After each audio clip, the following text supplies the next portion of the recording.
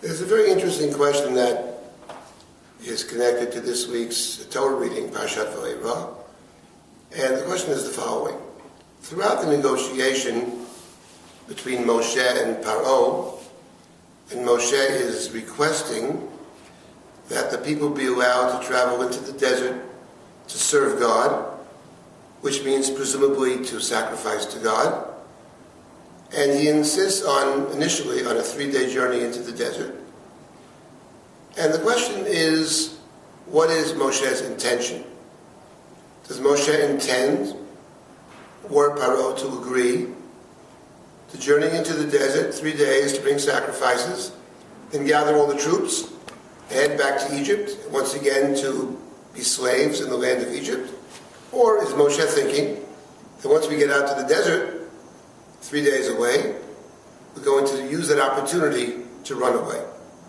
I think that's a fair question, but I think that the answer to the question, an answer to the question, can be found in this week's Torah reading.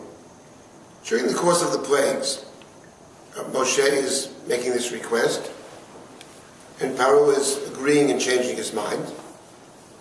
And in the fourth plague, which is the arov, either that means the animals, mixed animals, or perhaps insects, it's not clear, swarms of something.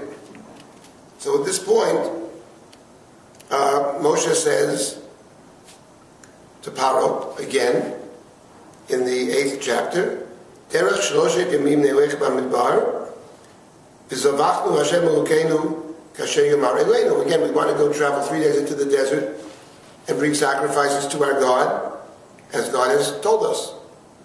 Paro says to Moshe, Anochi ashalach etchem, I will send you, and you can bring your sacrifices. Rak archeko tarchiku alechem, but don't go too far. Pray for me. Atiru bati. And Moshe agrees not to go too far. Now what does it mean not to go too far? Presumably what it means is don't go so far away that you might run away. Paro is safeguarding against that possibility. If Moshe agrees, we have clear evidence that it was not Moshe's intention to run away. If it's not Moshe's intention to run away, this raises the question, what is Moshe's intention?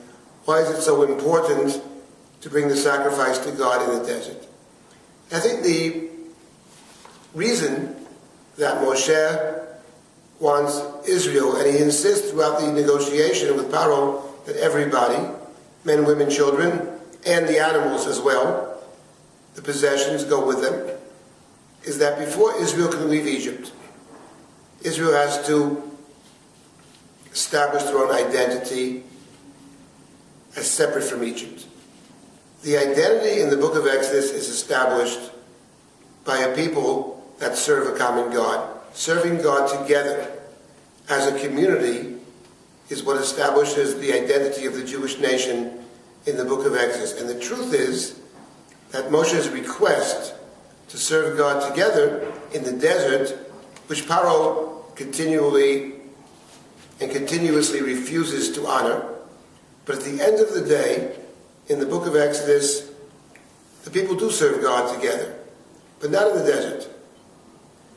They serve God together in the land of Egypt. And that's actually not this week's Torah reading, but next week's Torah reading of HaChodesh Hazeh Lachem Rosh Chodashim, of the Paschal sacrifice. The Paschal sacrifice, in effect, the sacrifice brought by the families, by the bayit, by the house, but brought by all the houses simultaneously, and therefore serves as a transition from house, from family to nation. Is the fulfillment of Moshe's request, let us go and serve God together. It's the blueprint in the book of Exodus for the identity of the Jewish people. The people that serve God together and the people that experience God's presence through the service are the people that will leave the land of Egypt. And before leaving the land of Egypt, were we to leave the land of Egypt without a Paschal sacrifice, without the communal sacrifice, we will leave as individuals, as slaves. And Moshe understands that the journey through the desert can only begin once some semblance of identity has been established. And that semblance of identity in the book of Exodus is established by sacrificing together. Let us go into the desert and we will serve God together as a community. Yes, we will return afterwards, but at some point in time, whether a day, a week, a month, a year later, we will be in a position to begin our journey and to fully establish ourselves as a people and in our own land. Shabbat Shalom.